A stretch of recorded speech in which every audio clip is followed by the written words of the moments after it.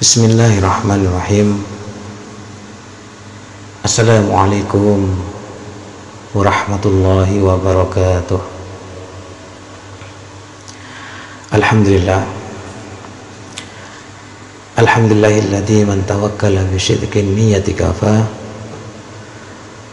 wa man tawassala ilaihi bi ittiba'i syariatihi qarrabahu wa adana. Ahmaduhu subhanahu wa ta'ala ala ma a'ta wa asyhadu an la ilaha illallah wahdahu la syarika lah wa la ma'budu bihaqqi siwah wa asyhadu anna sayyidina Muhammad abduhu wa rasuluh sayyidu anbiya. Allahumma salli wa sallim ala sayyidina Muhammad wa ala alihi wa sahbihi wa mawala, amma ba'du. A'udzu billahi minasyaitonir rajim. Bismillahirrahmanirrahim. Wa ma khalaqatul jinna wal insa illa liya'budun. Shadaqallahul adzim. Alhamdulillah, saudaraku yang dimuliakan oleh Allah Subhanahu wa taala. Kajian hari ini saya akan membahas tentang fungsi niat dalam amal. Saudaraku, kita sebagai hamba Allah mempunyai tugas yang harus kita penuhi. Sementara itu kita menyadari keterbatasan umur kita, maka marilah kita isi kehidupan kita yang relatif singkat ini dengan melaksanakan tugas beribadah, yaitu kepada Allah Subhanahu wa taala, tugas sebagai hamba Allah terhadap penciptanya. Dalam hal ini kita telah dituntut oleh Al-Qur'anul Karim, "Qul inna salati wa nusuki wa mahyaya wa mamati lillahi rabbil alamin. La syarika lahu wa bidzalika umirtu wa ana awwalul muslimin." Katakanlah, sesungguhnya salatku, ibadahku, hidupku dan matiku hanyalah untuk Allah, Tuhan semesta alam, tiada sekutu baginya, dan demikian itulah yang diperintahkan kepadaku, dan aku adalah orang yang pertama-tama menyerahkan diri kepada Allah Subhanahu wa taala.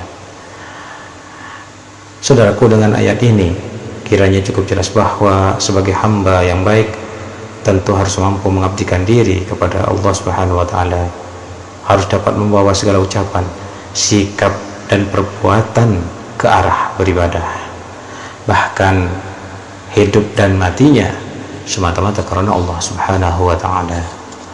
Saudaraku,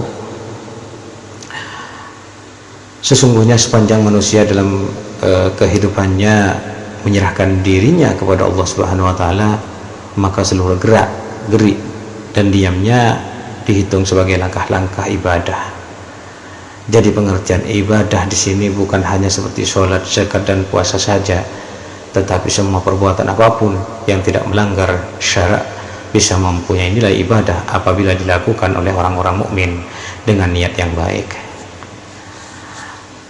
Demikian pengertian ibadah, saudaraku, dan kesemuanya itu sangat bergantung kepada niatnya. Jelasnya ibadah itu mempunyai pengertian yang sangat luas.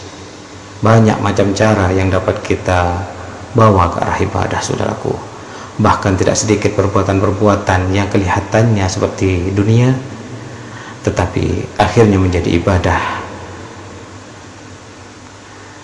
seperti makan dan minum yang diniati baik, yakni dimaksudkan agar menjadi kuat melakukan ibadah, maka hasilnya pun menjadi amal akhirat dan termasuk ibadah, saudaraku.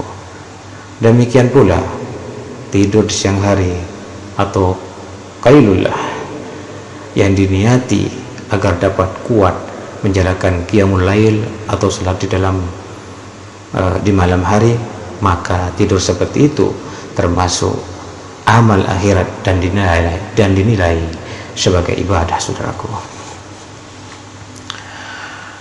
Saudaraku yang dimuliakan oleh Allah Subhanahu wa taala, itulah sebabnya Islam cukup besar menaruh perhatiannya terhadap niat yang menyertai amal perbuatan manusia, karena nilai amal manusia pada hakikatnya kembali kepada pelaku-pelakunya dan sangat bergantung kepada niatnya, saudaraku. Rasulullah sallallahu alaihi wasallam bersabda, "Innamal a'malu binniyat wa innamal likulli imri'in ma nawa, faman kanat hijratuhu ila Allah wa rasulih fa hijratuhu ila Allah wa rasulih."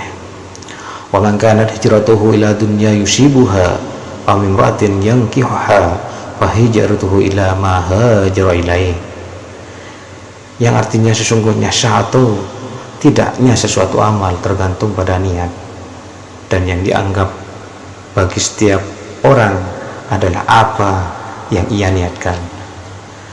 Maka barang siapa berhijrah semata-mata karena taat kepada Allah Subhanahu wa taala dan Rasulnya, maka hijrahnya diterima oleh Allah dan Rasulnya. Dan barang siapa yang hijrahnya karena keuntungan dunia yang dikerjakan atau karena perempuan yang akan dikawinnya, maka hijrahnya terhenti pada apa-apa yang ia niati. Hadis ini bahwa nilai amal perbuatan diukur dan ditimbang berdasarkan niat, saudaraku. Seseorang dalam melakukan perbuatan itu, jika niatnya baik, maka nilai amal perbuatan itu baik, dan sebaliknya, jika niat seseorang dalam beramal itu buruk, maka nilai perbuatannya buruk. Menurut Imam Malik, Syafi'i dan Hambali berdasar hadis ini menafsirkan bahwa syahnya amal perbuatan adalah dengan niat. Maksudnya sesuatu amal perbuatan itu tidak dianggap bekas-bekasnya bernilai menurut syarak, manakala perbuatan itu tidak disertai dengan niat. Setelah kita ketahui bahwa nilai amal perbuatan itu menurut niatnya, kemudian Rasulullah SAW menerangkan bahwa setiap orang akan memperoleh apa yang diniatkannya. Barang siapa yang beramal dengan niat karena Allah dan mencari keridhaannya, maka orang tersebut mendapatkan pahala sesuai dengan niatnya.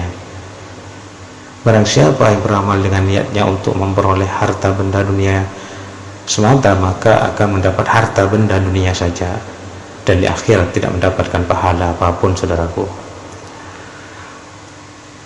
Saudaraku yang dimuliakan oleh Allah Subhanahu wa taala, yang disebut hijrah ialah pindah dari Mekah, desa kafir, ke Madinah, desa Islam. Hijrah adalah sebaik-baik amal perbuatan, karena dengan hijrah itu memungkinkan bagi seseorang muslim untuk menegakkan syiar-syiar agama dengan sempurna. Mendengarkan wahyu yang diturunkan kepada Nabi Sallallahu Alaihi Wasallam yang disampaikan kepada para sahabat beliau, belajar langsung kepada Nabi, dan dapat bergabung dengan saudara-saudara seagama untuk berjuang di jalan agama, sehingga menambah kokoh dan sentosanya barisan kaum muslimin. Ketika kaum muslimin menaklukkan Mekah pada tahun 8 Hijriah dan Mekah telah menjadi desa Islam, maka hijrah sudah tidak diperlukan lagi, saudaraku, kecuali hijrah dari negeri kafir dan zalim ke negeri yang aman dan adil, yang di dalamnya ditegakkan syariat Islam dan kaum muslimin memegang kekuasaan dan kemuliaan. Hijrah yang seperti ini senantiasa sampai hari kiamat, saudaraku. Saudaraku, sesuai dengan sabda Nabi Sallallahu Alaihi Wasallam ini, maka hijrah itu pun mempunyai nilai yang bermacam-macam. Barang siapa yang hijrahnya itu karena Allah dan Rasulnya dengan maksud untuk melayani dan mempelajari agama Allah, yaitu Islam, meninggikan kalimat-kalimatnya dan mensyiarkan agamanya, maka hijrah itu mempunyai pahala yang agung di sisi Allah Subhanahu wa taala. Saudaraku, barang siapa yang hijrahnya dengan maksud lain seperti untuk mencari penghidupan atau harta benda dunia saja, mencari atau menyusul wanita yang dicintainya, atau segi-segi lain yang bersifat duniawi dan kemaslahatan pribadi, maka hijrahnya itu mendapat apa yang dimaksudkannya dan tidak membawa pahala selagi dalam hijrahnya itu tidak disertai niat untuk mendekatkan diri kepada Allah Subhanahu wa taala. Dengan hadis ini dapat disimpulkan, saudaraku, bahwa perbuatan manusia mempunyai nilai yang berbeda-beda, dan hal ini sangat tergantung dengan niat si pemiliknya. Menurut pandangan lahir, mengeluarkan derma adalah suatu perbuatan yang baik, tetapi kadang-kadang manusia memberikan sesuatu kepada orang lain bermaksud untuk menarik simpatinya atau agar ia disebut-sebut sebagai dermawan. Pemberian semacam ini jelas berbeda dengan sedekah yang dijiwai oleh keikhlasan hati karena Allah Subhanahu wa Ta'ala. Yang terakhir, saudaraku, mari kesemuanya itu kita kembalikan kepada Allah Subhanahu wa Ta'ala yang mengetahui apa yang tertanam di dalam hati manusia, dan disitulah Allah menilai baik dan buruknya amal manusia. Sebagaimana sabda Nabi Muhammad SAW, Inna Allah la yanzuru ila ajsamikum wala ila suwarikum walaki yanzuru ila qulubikum. Sesungguhnya Allah tidak melihat bentuk badan dan rupamu, tetapi yang ia perhatikan adalah apa-apa yang di dalam hatimu. Dalam hadis lain beliau sallallahu alaihi wasallam bersabda, la yaqbalullahu minal amal illa ma kana lahu khalisan wa batuya bihi wajhuhu. Allah tidak menerima amalan melainkan amalan yang ikhlas dan yang karena untuk mencari keridhaan Allah Subhanahu wa Ta'ala. Saudaraku yang dimuliakan oleh Allah dan yang saya hormati, sebagai hamba-hamba Allah yang diberi tugas menyembah kepadanya, tentu kita harus berusaha memenuhi tugas tersebut.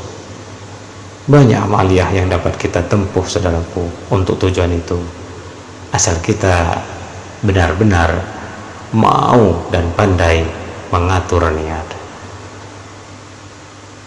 Demikianlah, saudaraku, kajian untuk hari ini tentang amal, yaitu fungsi niat dalam amal. Semoga bermanfaat. Akhirul kalam, Assalamualaikum warahmatullahi wabarakatuh.